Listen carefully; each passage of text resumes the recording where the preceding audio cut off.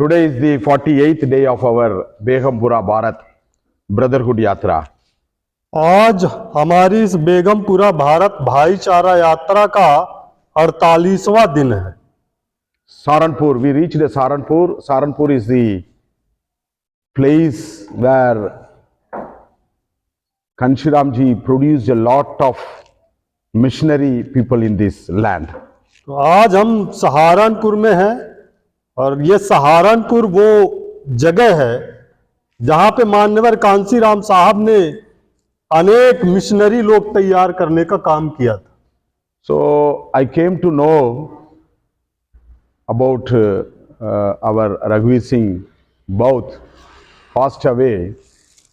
Really, I was deeply saddened to hear that news. तो यहाँ से इस धरती में पैदा हुए मान्यवर रघुवीर सिंह बौद्ध जी का पिछले दिनों जब निधन हुआ और ये खबर हम लोगों को मिली तो हमें दिल की गहराइयों में बड़ा दुख हुआ। The India has lost a powerful missionary person for our Bahujana Dravida Samaj. क्योंकि रघुवीर सिंह बौद्ध जी का जाना पूरे देश का जो बहुजन द्रविड़ समाज है उसके लिए एक बहुत बड़ी क्षति थी। So last so many years, around 12 years I think so, in the 2010 I met our Raghuveer Singh Bauth. From 2010 to up to 2022, he was continuously contacting with me. तो लंबे अरसे से करीब 2010 में हम लोगों ने रघुवीर सिंह बौद्ध जी से हमारी मुलाकात हुई और तब से लेकर लगातार 2022 तक हम लोगों की बात आपस में होती रही, हम लोग मिलते जुलते रहे। He wanted to express his feelings, lot of feelings to me, but unfortunately he was very difficult to talk in English to me. But anyway, he tried to talk with me. वो बहुत सारी जो उनकी feelings थी वो हमसे साझा करना चाहते थे, लेकिन भाषा की समस्या के कारण वो सारी बातें साझा नहीं हो पाती थी। इसके बावजूद भी उन्होंने बहुत कुछ हमारे साथ साझा किया। So I also tried to understand about his feelings, but his mission, only one mission, is to fulfill the mission of Manavar Kanshiram. That is his mission, only mission. तो मैं भी उनकी जो भावना थी उसको समझने का प्रयास करता था। बहुत सारी चीजें थी लेकिन उनमें से जो मुख्य बात थी उनके अंदर वो ये थी कि वो किसी भी हालत पे, उनका जो मिशन था वो ये था कि वो किसी भी हालत पे मान्यवर कांशीराम साहब के मिशन को कामयाब बनाना चाहिए। He wanted to weld all the Bahujan caste, Bahujan different castes under one umbrella, the Bahujan umbrella. तो वो जो बहुजन समाज की जो अनेक बिखरी हुई जातियां हैं उनको एक छतरी के नीचे लाने के लिए प्रयास कर रहे थे। We have to learn from Raghuveer Singh Bauth one message. Until his last breath, like a Periyar, like a Kanshiram, he never compromised, never ever compromised with the Brahminical forces. तो रघुवीर सिंह बौद्ध जी जो हम लोगों को संदेश दे के गए हैं, जो हम लोगों को उनसे उनके जीवन से सीखना चाहिए, वो ये है कि जिस तरीके से पेरियार ने, जिस तरीके से मान्यवर कांशीराम साहब ने कभी भी अपने अंतिम समय तक ब्राह्मणवादी ताकतों से समझौता नहीं किया, ठीक उसी तरह मान्यवर रघुवीर सिंह बौद्ध जी ने भी अपने अंतिम समय तक ब्राह्मणवादी ताकतों से कभी समझौता नहीं किया। So more than 95% of Ambedkarists, they wanted to buttering the Brahminical forces. जबकि अगर देखा जाए तो आज के दौर में करीब 95% अम्बेडकरवादी ऐसे हैं जो ब्राह्मणों के साथ मिलके मौज मस्ती उड़ाने पे विश्वास करते हैं। He is the one among the 5% of Ambedkarists. He never buttering job in all his speeches. I am also having his speeches in my laptop.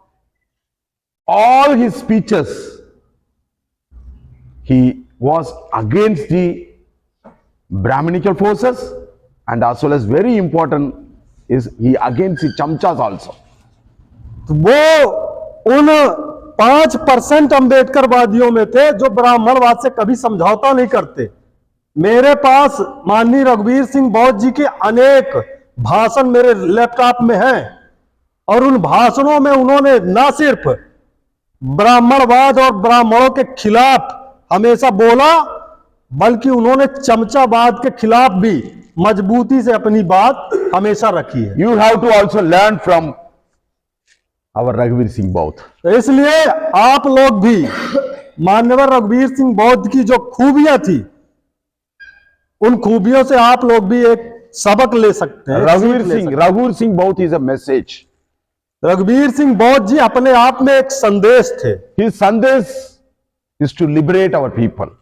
उनका जो प्रयास था, उनका जो संदेश था, वो हमारे लोगों की मुक्ति का संदेश था। But nowadays, lot of organization, Ambedkarist organizations are there, but it is very rare to see the Kanshiram type of organization.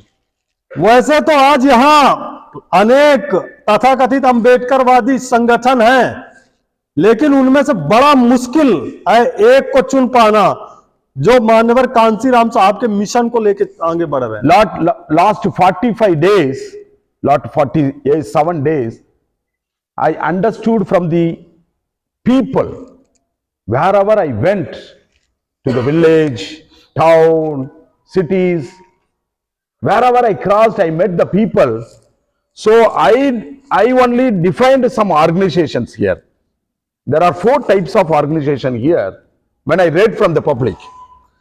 तो मैं इस 47 दिन की यात्रा में देश के जिस भी कोने में, गांव कस्बे में गया, वहां मैंने लोगों से मिलके लोगों को समझने का प्रयास किया है और उस आधार पे मैंने ये निष्कर्ष निकाला है कि जो लोगों के बीच जो संगठन है वो 4 प्रकार के संगठन। One type of organization is a issue based organization. तो उनमें से जो एक तरीके के जो संगठन है वो मुद्दा आधारित संगठन। They are not ready to come out of the issue. वो मुद्दे से बाहर बात करने को तैयार नहीं। They are always searching for the issues. Where the issues happen, we will go and we will show the face, and they wanted to grab the people. तो That is one type of organization. ऐसे जो लोग हैं, जो organisation है, वो हमेशा इस बात की खोज में रहते हैं कि कहां कोई मुद्दा मिले और हम जाएं और अपनी हीरोगिरी दिखाएं। So second type of organization is they are crying, always crying. Wherever the 2% meet or 3% meet or 4% meet, they discuss about our problems. Dalits are crushing us in that, Madhya Pradesh or Jharkhand or otherwise Rajasthan. They are always crying about our people. तो दूसरे तरह के जो संगठन हैं, उनमें 2 लोग आपस में मिलते हैं तो वो हमेशा रोना धोना शुरू करते हैं। हमारे समाज के साथ मध्य प्रदेश में ऐसा हो गया, राजस्थान में ऐसा हो रहा है, उत्तर प्रदेश में ऐसा हो रहा। उनका काम ही है समाज के सामने हमेशा रोते रहना। So third type of organization, they are always calling the people. We are having one demand. We will go and meet the collector, sub-collector, tahsildar. So they are carrying one letter pad and they give to the collector and take the photo and they propagate. Oh, we had given one memorandum, one demand to the collector or tahsildar. तीसरे तरीके के जो संगठन है, वो संगठन जो है वो हमेशा लोगों को फोन करके बुलाते हैं और जो इश्यूज होते हैं उनको डिमांड, जो मांग होती है, वो जाएंगे कलेक्टर ऑफिस में, जाएंगे, एक मांग पत्र कलेक्टर को देंगे, उसकी फोटो खिंचाएंगे और बताएंगे कि आज हमने कलेक्टर को जो है मांग पत्र दे दिया। So the fourth type of organization is solution focused approach organization. और जो चौथे तरीके के जो संगठन होते हैं वो समाधान के ऊपर अपना ध्यान केंद्रित करके आगे बढ़ने का काम करते हैं। That organization was run by the मान्यवर कांशीराम जी। ये जो समाधान का जो संगठन था, समाधान को खोजने का संगठन था, वो ऑर्गेनाइजेशन मान्यवर कांशीराम साहब ने उसको बढ़ाया था। The BDP is also focusing the solution to our people. तो हमारी जो बहुजन द्रविड़ पार्टी है वो हमारे लोगों की जो समस्याएं हैं उसके समाधान पे फोकस करके आगे बढ़ने का काम कर रही है। The solution based organization only use the different strategies and ideas तो for ये- our future life of our people. ये जो समाधान की बात करने वाले जो संगठन है वही संगठन है जो अलग तरीके की रणनीति पे काम करते हैं, अलग तरीके का विचार के आधार पे अपने समाज की जो समस्याएं हैं उसको मुक्ति की ओर ले जाते Solution focused approach organization living in the present and carrying the people to the future. हैं। ये समाधान आधारित जो मूवमेंट होते हैं, ऑर्गेनाइजेशन होते हैं, वो जो वर्तमान की परिस्थितियां हैं उसको यथावत देखते हैं और भविष्य की चिंता करते हैं। Now I am asking you, in which type of organization you are associating? मैं आप लोगों से पूछना चाहता हूं कि इन 4 तरीके के जो एसोसिएशन संगठन है उनमें से आप किसके हिस्सा हो? Are you associating with the solution based organization or crying based organization or demanding giving organization or issue based organization?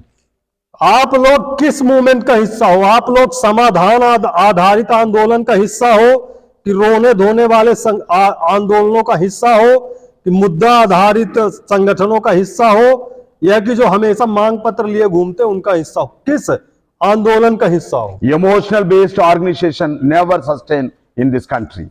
ये जो इमोशन आधारित जो मूवमेंट होते हैं वो इस देश में ज्यादा दिन तक नहीं चल पाते। Kanshira movement is an ideology based movement. मान्यवर कांसीराम साहब का जो मूवमेंट है वो इमोशन पे आधारित नहीं है, वो विचारधारा पे आधारित I आंदोलन। brought up from the ideology based movement, not emotional based movement. तो हम लोग जो हैं वो विचारधारा आधारित मूवमेंट से पैदा हुए लोग हैं, इमोशनल बेस्ड मूवमेंट से पैदा हुए लोग नहीं है। What happened to the Dalit Panther? In 1972 it emerged. What happened right now? 1972 में महाराष्ट्र में Dalit panther emotion based and issue based आंदोलन पैदा हुआ, उसका क्या हुआ? So lot of whoever emerged from that organization, they become the informer to the police, gundagaris to the Manuvadi parties, and as well as they became a chamchas to the Manuvadi parties. वो जो I am not telling. Manir Kanshiram was saying. तो जो 1972 में जो दलित panther emotional base आंदोलन चला उससे जो चेहरे निकल के सामने आए, बाद में मान्यवर कांसीराम साहब ने बताया कि उनमें से कुछ तो पुलिस के इन्फॉर्मर हो गए, कुछ गुंडागरी है. कुछ जो मनुवादी पार्टियों के गुंडे के तौर पे काम करने लगे और कुछ जो थे वो समाज के इन्फॉर्मर बन के चमचागिरी में लिप्त हो गए। So our Mr. Moghile is here. He brought up from Maharashtra. If anything said I wrong, you correct me. Because Manivar Kanshiramji told when he came to address at Karnataka cadre camp, he defined about the Dalit Panther movement. तो हमारे साथ महाराष्ट्र से mister Sanjay Mohile जी हैं, वो दलित panther के बारे में अच्छी तरह से जानते हैं। अगर मैं कुछ गलत कह रहा हूं तो आप सही कर सकते हैं। RSS is an ideology based organization. और ये बात मान्यवर कांसीराम साहब ने एक कर्नाटक में एक कैडर कैंप था, वहां उन्होंने विस्तार से इस बात का खुलासा किया था। Kanshiram movement is an ideology based movement. He never promoted our people on the emotional based. ये जो मान्यवर कांसीराम साहब का आंदोलन है ये विचारधारा पे आधारित आंदोलन है। ये किसी भी तरह का इमोशनल आंदोलन नहीं है, ना इमोशनल आंदोलन को बढ़ाने के लिए। RSS is also ideology based movement, but they are having a separate ideology and screwing the caste to our people, and they are making fight with our own community. That is their RSS भी उनकी अपनी विचारधारा आधारित आंदोलन है और वो अपने विचारधारा के आधार पे हमारे लोगों की जो जातीय अहम है उसको बढ़ाते हैं और हमारे लोगों को एक दूसरे से लड़ाने का काम करते हैं। I am standing in the Saharanpur, UP. I am appealing to the whole nation. Don't associate with any emotional based organization. Run behind the ideology based movement which liberate our people from the age old caste system. तो मैं उत्तर प्रदेश की धरती सहारनपुर में हूं और यहां से मैं बहुजन द्रविड़ समाज को अपील करता हूं कि आप किसी भी इमोशनल बेस्ड मूवमेंट का हिस्सा कभी भी मत बनो। आप आइडियोलॉजी बेस्ड आंदोलन को आगे बढ़ाओ। Yes, correct na? Yes, okay. नहीं, last- You can join with the ideology based movement. You associate with आप जो विचारधारा आधारित आंदोलन है उनको उसको आगे बढ़ाओ। वही आंदोलन है जो हमारे लोगों की मुक्ति के दिला सकते हैं। Because why I am saying means all the emotional based organization leaders are promoting by the Manuwadis medias. They promote that person is a very big leader of the Samaj. After that, what the Manuwadi medias doing? Congress party easily come and capture that person, and that person also become chamchas to the Congress party. Did it happen in India? तो मैं ऐसा इसलिए कह रहा हूं क्योंकि जितने भी इमोशनल बेस्ड आंदोलन से जो नेता तैयार हुए हैं उनको प्रचारित करने का काम मनुवादी मीडिया कर रहा है और बाद में जो मनुवादी पार्टियां हैं, कांग्रेस जैसी पार्टियां, इनको आसानी से चमचा में कन्वर्ट कर देती हैं। In Tamil Nadu also the same emotional based movement is there.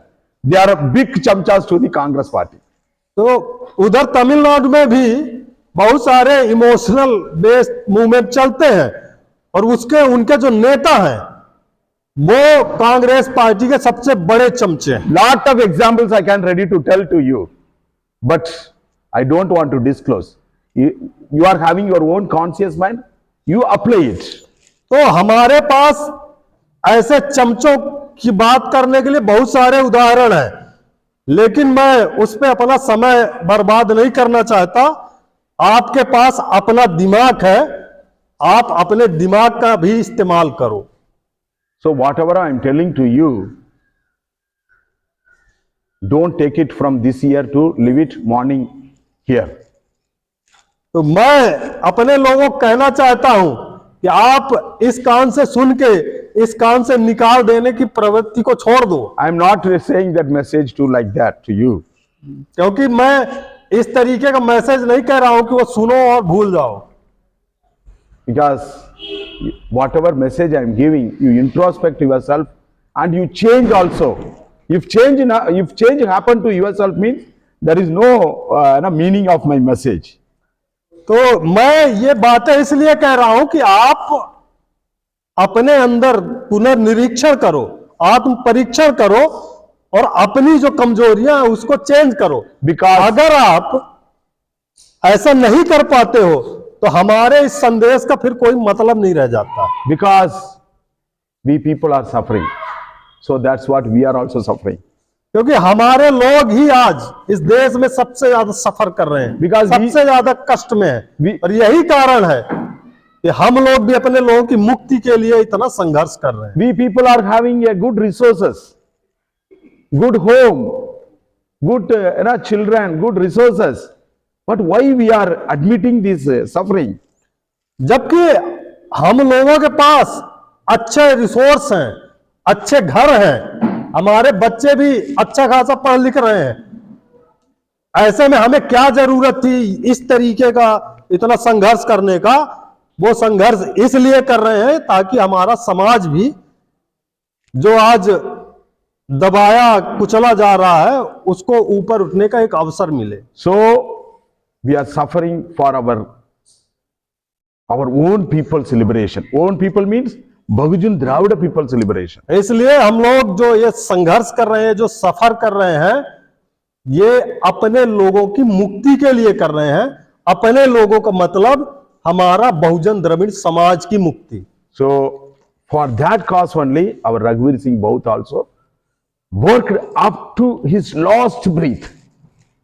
और इसी काम के लिए माननीय रघुवीर सिंह बौद्ध जी ने अपने अंतिम सांस तक काम किया है. So you also, until your last breath, like Periyar, 93 years he died. 2 days before his message was a very strong message to our people of Tamil people. तो मैं आप लोगों से उम्मीद करता हूं कि आप लोग भी अपने समाज की मुक्ति के लिए पेरियार की तरह अंतिम सांस तक डटे रहेंगे. पेरियार साहब ने अपने मरने से 2 दिन पहले तक तमिलनाडु में एक जबरदस्त कार्यक्रम को संबोधित किया था. Our people are listening the last message still now. Why? Still now we are struggling for our own people's liberation. तो हमारे लोग अभी भी उनके अंतिम भाषण को याद करते हैं. हम लोग ये जो संघर्ष कर रहे हैं, क्यों कर रहे हैं? ये अपने लोगों की मुक्ति के लिए किया जा रहा संघर्ष है. If you people are not ready to come and work for these means, who will come and work for our people? इसलिए अगर आप लोग इस संघर्ष में साझीदार नहीं बनोगे, ये जो अपने लोगों की मुक्ति का आंदोलन है, इसके हिस्सेदार नहीं बनोगे, तो फिर कौन इसका हिस्सेदार बनने आएगा? So why we are giving a respect to our Raghuveer Ji Baut? Because until his last breath, he suffered for our people's liberation. तो आज हम माननीय रघुवीर सिंह बौद्ध जी को सम्मान क्यों अर्पित कर रहे हैं? वो इसलिए कर रहे हैं क्योंकि उन्होंने अपने जो बहुजन द्रविड़ समाज है उसकी मुक्ति के लिए अपनी अंतिम सांस तक प्रयास किया. Our prayer, my prayer also, like that. I have to live like a Raghuveer Singh Baut and Periyar. तो That is my prayer. मेरी भी प्रार्थना है कि मैं भी अपने अंतिम समय तक माननीय रघुवीर सिंह बौद्ध जी की तरह संघर्षरत रहूं और अपने अंतिम समय तक, अपने अंतिम सांस तक समाज की मुक्ति के लिए काम करता हूं.